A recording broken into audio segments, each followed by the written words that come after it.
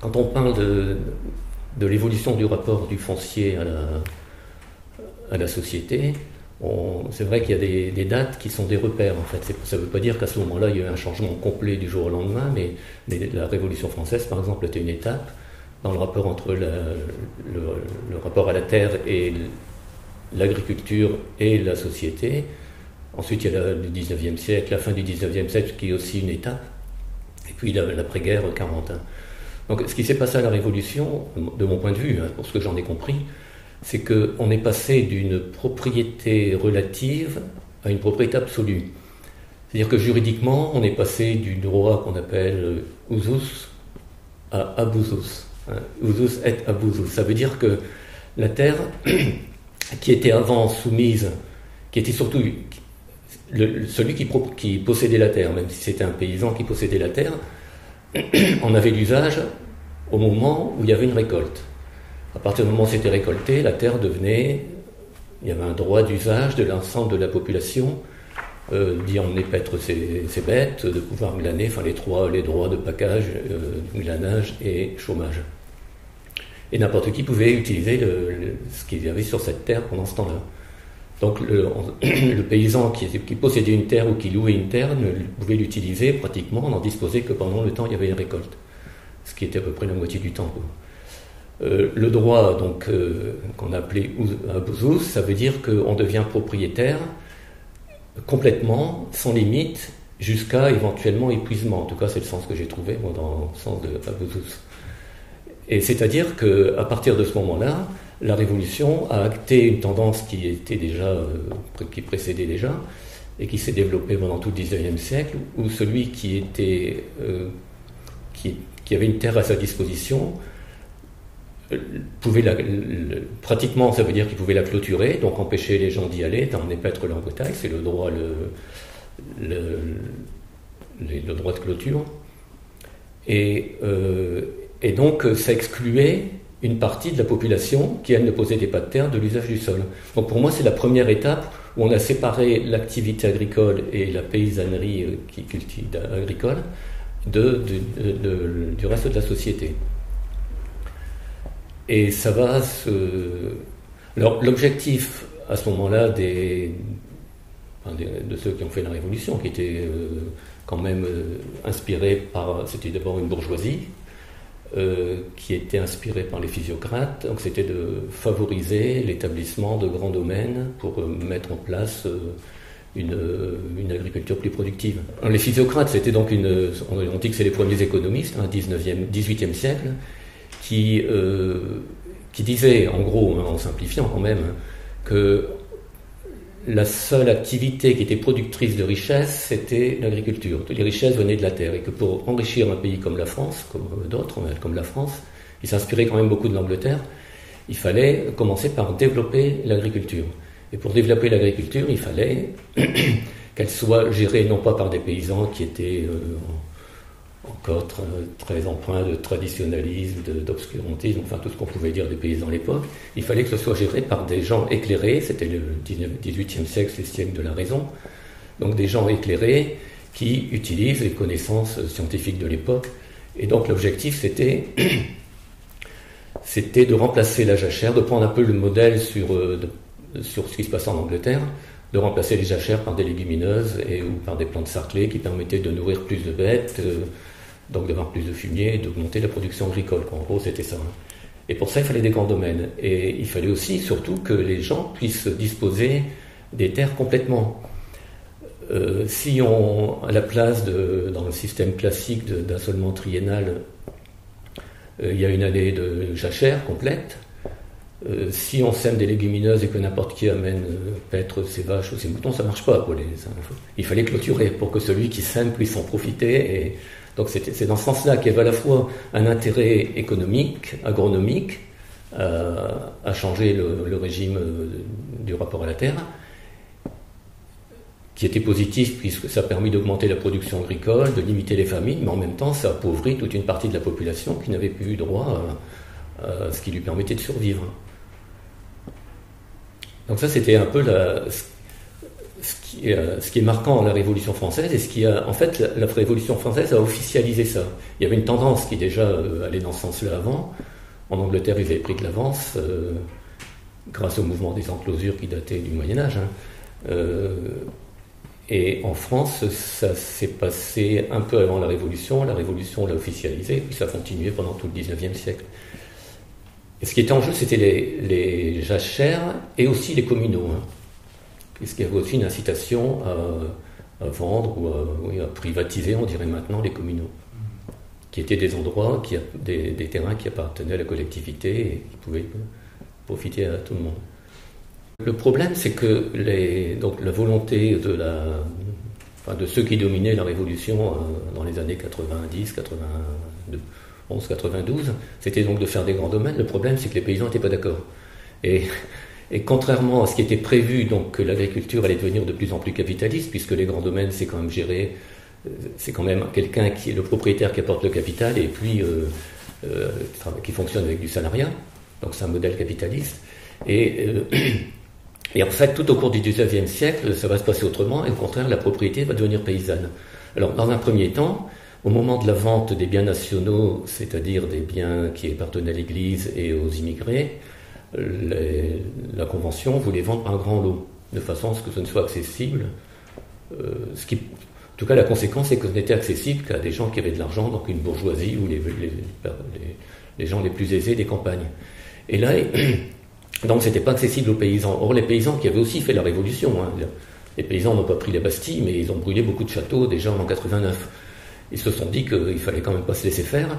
Et alors ce que je dis, c'est surtout vrai dans Cambrésis que je connais, la Picardie, une partie du Nord, qui a été étudiée par Georges Lefebvre, où il montre que quand il y avait des lots à vendre, donc c'est surtout en 92-93, au moment où le pouvoir d'État avait besoin d'argent. Comme c'était vendu par grand lot, les paysans s'organisaient en association et allaient à la vente aux enchères, puisque c'était vendu aux enchères.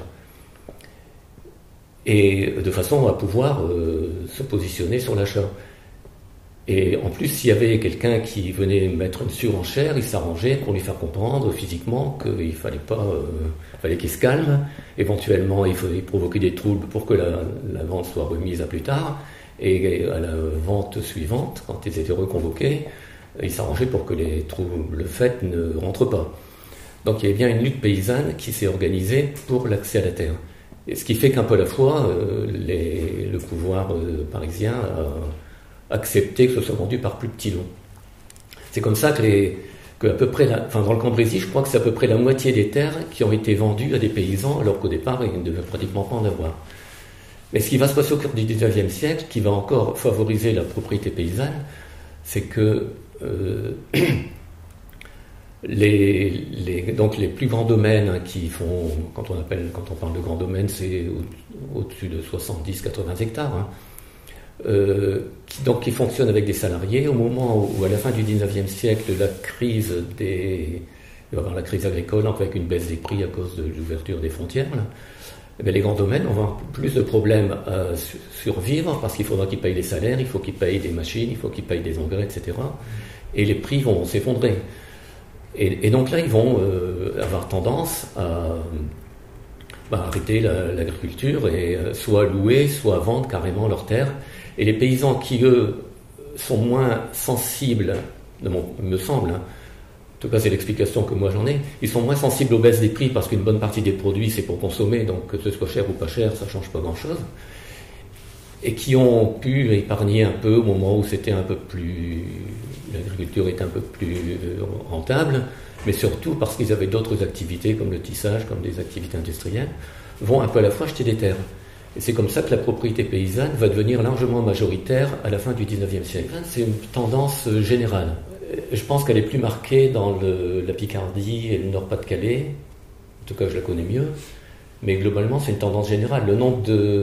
Je pense que le nombre de personnes qui vivent de la terre a augmenté de 10% en France du début du 19e à la fin du 19e. Mais c'est ça sur des petites structures, c'est vraiment des gens qui vont avoir qu'un hectare, 2 hectares, quitte à avoir une autre activité ou un salariat pour survivre, mais ça va en même temps être critiqué par les économistes de l'époque en disant mais ces gens-là n'ont pas la capacité à produire, n'ont pas les moyens d'investir, alors que pratiquement la production ne va pas régresser, au contraire.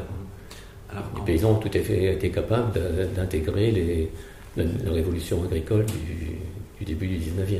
Et donc ce qui va se passer à la fin du 19e siècle, c'est que donc après la fin du 19e siècle, c'est 1870, la fin de Napoléon III, la défaite de Sedan, la Commune de Paris, qui est quand même un événement grave pour la France, non pour les gens bien sûr qui étaient concernés, mais aussi pour la suite.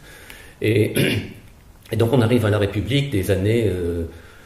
la République, ça va cafouiller pendant quelques années quand même, mais à l'arrivée de Gambetta par exemple, je crois que c'est 1878-19 par là, où sont des gens qui sont républicains attachés au suffrage universel. Donc les repères, c'est Gambetta, Jules Ferry. Et donc attachés au suffrage universel. Or, ils ont quand même un problème, c'est que les paysans représentent 50% de l'électorat et l'agriculture est en crise. Et ils ne peuvent pas se permettre donc d'avoir les paysans contre eux. Donc il va y avoir tout un travail. Bon, il va y avoir une mesure qu'on a beaucoup décriée par la suite, qui est la politique de Jules Méline, qui est une politique productiviste, donc des barrières tarifaires, pour maintenir les cours à un certain niveau. Mais il va aussi y avoir tout un mouvement de séduction des républicains vis-à-vis des paysans, où on va développer les grandes valeurs paysannes sur le travail dur, le travail qui permet de nourrir les gens, etc. Sur la famille, le travail en famille, c'est l'exemple du Angélus de Millet, qui a été repris à ce moment-là, parce que c'était bien le symbole, et puis le rapport à la terre, toutes les valeurs liées à la terre. Et donc, là, on va beaucoup valoriser le paysan sur le fait que c'est lui qui entretient le patrimoine qui permet à la nation de vivre, donc la terre. C'est grâce à la terre qu'on peut nourrir la nation, et on va valoriser et survaloriser le fait de travailler la terre et même d'être propriétaire de la terre. Donc la valeur du patrimoine.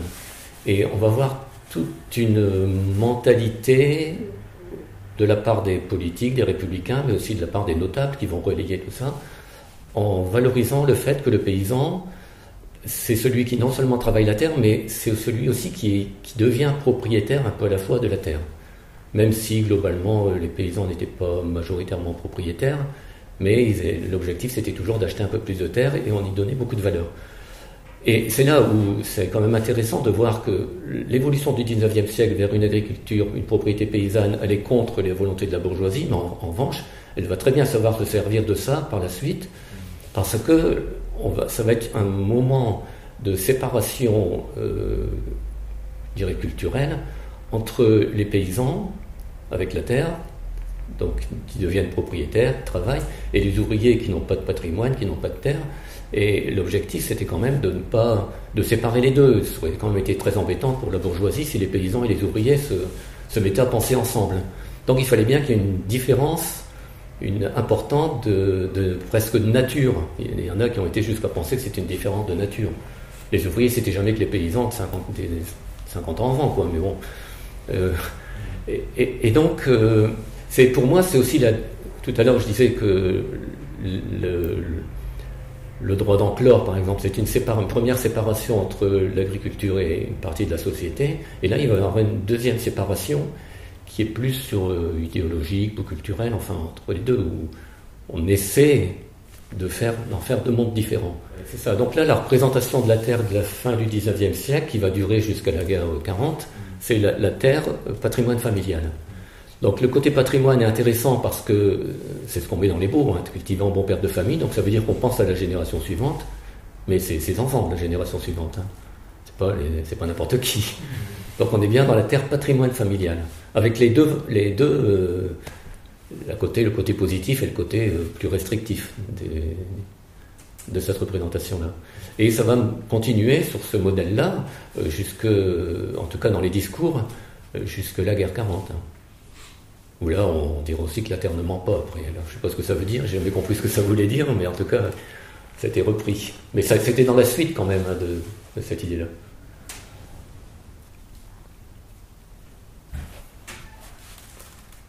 Après la guerre, on est dans un autre modèle. Déjà, on est dans une situation où il faut absolument produire, déjà pour reconstruire, donc une production industrielle, donc priorité à la production industrielle, il faut nourrir la population. Après la guerre, pendant jusqu'aux années 47, je crois, on a eu des bons d'alimentation. Hein. Ça veut dire qu'il n'y avait pas assez pour nourrir la population. Donc il va falloir changer de niveau de production, donc moderniser l'agriculture. Et en même temps, on est aussi dans un changement, en gros, de paradigme, comme on dit maintenant, de paradigme économique, en général, où avant la guerre, on était quand même plutôt sur un modèle patrimonial, en général, où on disait, si vous voulez développer l'économie, épargner pour investir. Après la guerre, on passe sur un modèle plutôt keynésien, où on dit, si vous voulez développer l'économie, consommer et dépenser, quoi, en simplifiant, hein. Et c'est à peu près ça. Et donc l'agriculture doit s'adapter à ça. Ce qui fait que l'idée de l'agriculture patrimoniale est complètement désuète, il faut oublier ça, et il faut que c'est là où on va commencer à parler de l'agriculteur, non plus du paysan, père de famille, mais de l'agriculteur chef d'entreprise. C'est-à-dire qu'on considère la ferme non pas comme d'abord un moyen de satisfaire les besoins de la famille, mais aussi de la population autour, mais comme un moyen d'entrer dans un circuit, dans les marchés économiques. Donc acheter, pour être un débouché pour l'industrie, donc acheter les machines, les engrais, les semences, etc. Et puis vendre. Acheter, vendre. Et si on n'est pas dans ce modèle-là, on est archaïque. C'est ce qu'on nous a dit. Alors là, on me l'a dit, moi. Et donc il faut adapter le rapport à la terre à ce modèle-là. C'est-à-dire que la terre n'est plus un patrimoine qu'on accumule progressivement, qu'on va soigner parce qu'on va le transmettre, et ça devient un outil de travail. Un moyen de production, un outil de travail. Avec toujours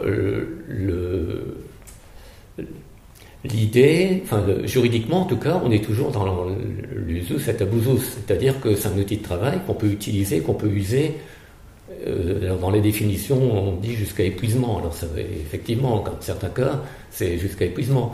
Et avec une gestion beaucoup plus à court terme, puisqu'on gère en fonction de son compte d'exploitation et de son bilan, donc il faut adapter tout ça. Donc là, il y a un changement de rapport à la terre, et avec toute une propagande qui fait passer ceux qui ont encore un rapport patrimonial et traditionnel pour des gens attardés.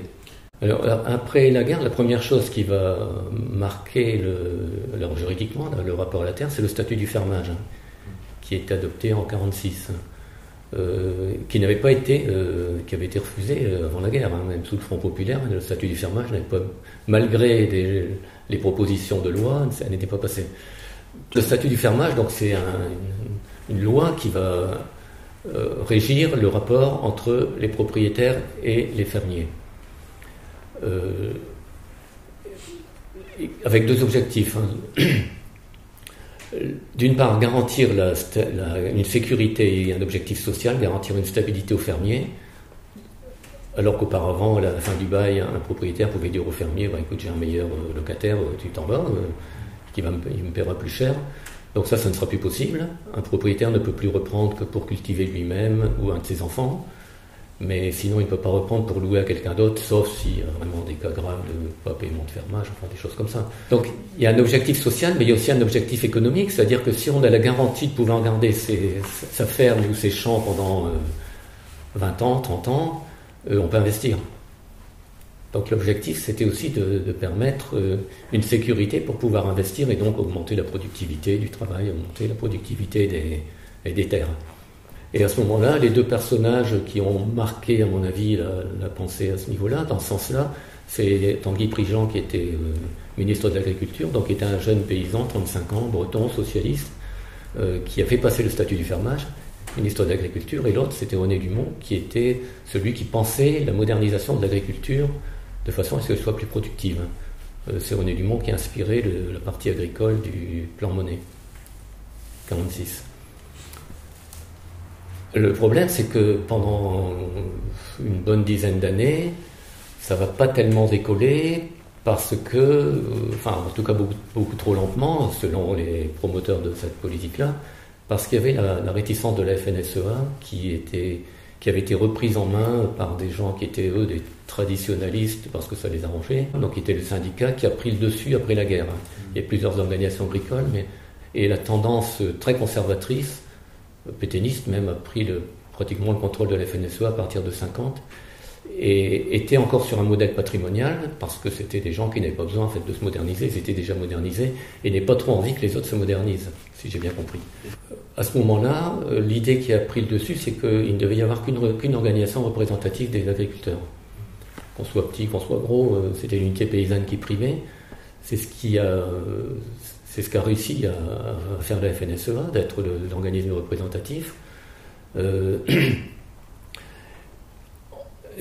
Deuxièmement, ce qui est peut-être une caractéristique, c'est qu'elle a intégré les syndicats spécialisés, donc qui étaient plutôt des syndicats économiques qui défendaient plutôt les productions, donc producteurs de blé, de betterave, de viande, de lait, etc. Je crois qu'il y en avait pour faire une vingtaine. Donc avec un raisonnement plus économiste, même si elle représentait aussi les syndicats de base. Et puis ce qui s'est passé, je crois qu'à partir des années 50, c'est que la FNSEA a obtenu de l'État d'avoir le contrôle pratiquement des chambres d'agriculture. Alors que les chambres d'agriculture avaient été créées en 1924, je crois, au contraire, pour être un outil de l'État pour contrebalancer les organisations agricoles qui étaient plus conservatrices. Et c'était avant la guerre, c'était même jusqu'aux années 60, c'était encore l'État qui était chargé de la vulgarisation, donc du progrès technique. À partir des années 60, ce sont les chambres d'agriculture, sous contrôle de la FNSEA.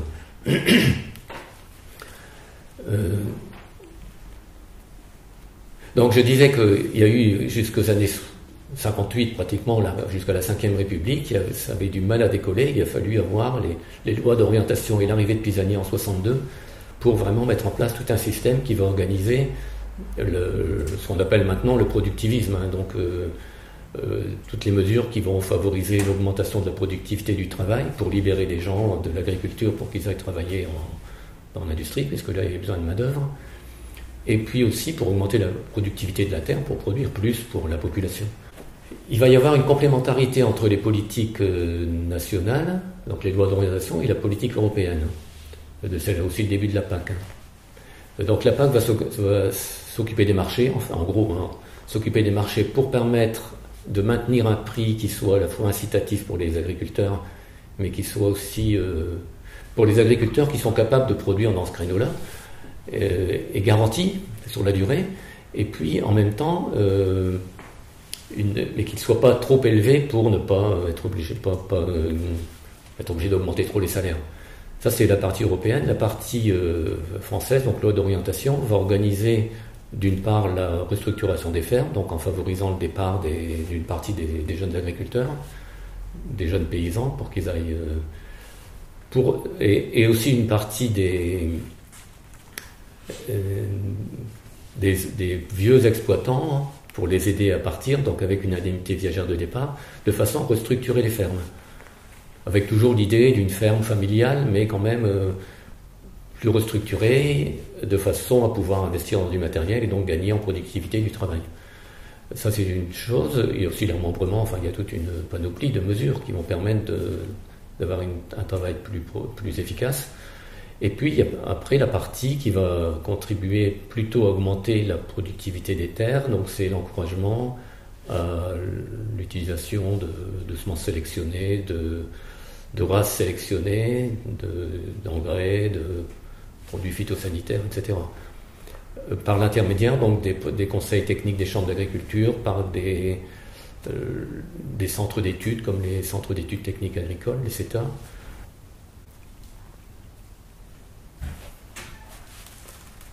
Donc voilà, donc il y a une politique donc, qu'on appelle maintenant productiviste, donc qui va augmenter beaucoup la productivité des terres et qui va se mettre en place avec toujours dans une vision inspirée de l'industrie capitaliste, hein, quand même, une mentalité industrielle qui se développe chez les agriculteurs et qui va, au fur et à mesure qu'elle avance toujours, hein, il y a un certain nombre d'agriculteurs qui ont cru à ça, qui ont cru au modèle industriel, qui ont cru au productivisme, l'augmentation de la productivité, vont se rendre compte que finalement ils sont pris en étau entre des fournisseurs, une industrie d'amont et puis ceux qui leur achètent en aval, et qu'ils ont très peu de marge de manœuvre sur la question du prix, donc de la marge financière, et aussi très peu de marge de manœuvre sur le choix des techniques. De plus en plus, ces techniques sont imposées, en tout cas pour une partie des agriculteurs. Et ces gens-là vont commencer à faire une analyse en se disant, mais finalement, est-ce que le modèle qu'on a développé depuis les années 60, avec tout un élan aussi de libération des gens derrière cette augmentation de la productivité, est-ce que c'était vraiment le bon chemin? Et vont faire une analyse qui va l'analyser en tant que processus capitaliste. Et en se disant, finalement, le chemin dans lequel on est fait qu'on nous transforme non seulement en exécutants, donc on n'est plus des chefs d'entreprise, on devient plutôt des exécutants comme les salariés, sauf qu'on n'a même pas les protections sociales des salariés, puisqu'on n'a pas de limitation de temps de travail, on n'a pas de congé, on n'a pas de garantie, aucune. Et donc là, il va y avoir une divergence entre un modèle agricole et des organisations d'écoles qui continuent dans le modèle moderniste, et puis d'autres qui vont avoir un autre modèle une autre présentation de leur métier, en fait, en disant on est plutôt des paysans travailleurs, et il faut qu'on se défende comme des travailleurs. Et ça va changer aussi le rapport à la terre, en sens que la terre n'est plus un outil de travail, en tout cas plus seulement un outil de travail, mais c'est d'abord un droit qu'on doit revendiquer en tant que droit. Avoir un bail, c'est un droit au travail, comme les salariés revendiquaient à ce moment-là le droit au travail. Donc ça, c'est un mouvement qui est divergent et qui va donc donner surtout naissance à un mouvement comme les paysans travailleurs dans les années 60. C'est surtout dans l'Ouest, puisque c'était des petites fermes d'élevage qui avaient subi beaucoup plus que les autres l'intégration industrielle. Donc c'est là il va y avoir cette prise de conscience, mais ça va quand même se développer un peu dans toute la France, mais le noyau, ce sera la Bretagne, le Vendée, enfin l'Ouest de la France. Et donc ça c'est une première chose, mais ça ne remet pas forcément en cause au départ le modèle industriel ni productiviste. Et dans une deuxième étape, il va y avoir une réflexion qui va continuer et qui va intégrer la critique économique, c'est-à-dire l'efficacité économique en fait du modèle productiviste, et qui va s'orienter plus vers une reconquête de l'autonomie, en recherchant des modèles plus autonomes, où on dépend moins donc de l'achat de matières premières et globalement du marché, quoi. Et c'est là où on va voir apparaître des organismes, des associations, des structures comme les CETAPA, Centres d'études pour le développement d'une agriculture plus autonome. Toujours dans l'Ouest, ça a commencé en Bretagne avec le modèle où on remplace l'élevage à partir de maïs et soja par du élevage à partir d'herbes, l'association graminées légumineuses qui demandent pas d'azote, qui ne demande pas d'apport d'azote, pas de traitement, pas d'achat de semences, ou très peu, et puis pas de complément de soja, donc beaucoup plus autonome, même si on produit un peu moins à l'hectare, finalement la marge est meilleure. Donc il y aura toute cette réflexion-là sur un autre modèle qui sera plus basé sur l'autonomie, et les paysans travailleurs, avec d'autres mouvements paysans plutôt qui ont une activité plutôt syndicale, vont se regrouper, et aussi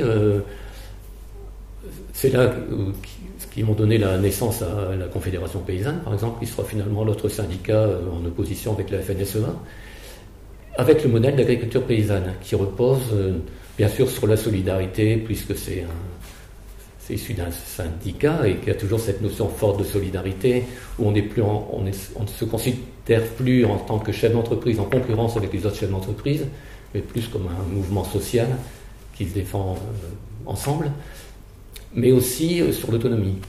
Les caractéristiques de l'agriculture paysanne tournent autour de la solidarité, de l'économie et de l'autonomie, pour employer les grandes lignes. Et donc là, on va revoir toujours la représentation qu'on a du sol, où ça va évoluer du droit au travail vers aussi une notion de patrimoine. On retrouve une notion du patrimoine, mais patrimoine collectif. On disait dans la charte d'agriculture paysanne, par exemple, on dit que la particularité d'un paysan, c'est que la terre est à la fois son moyen de vivre, mais c'est aussi un bien commun, un bien collectif, et que donc on doit vivre avec cette dialectique-là.